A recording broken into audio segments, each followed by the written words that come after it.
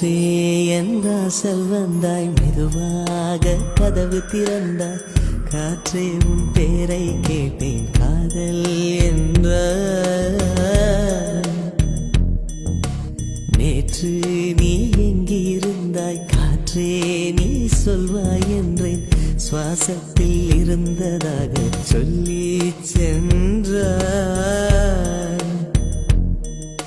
துள்ளி வரும் காற்றே துள்ளி வரும் காற்றே தாய்மொழி பேசு.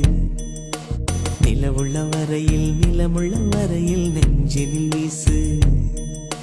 துள்ளி வரும் காற்றே தாய்மொழி பேசு. காற்றே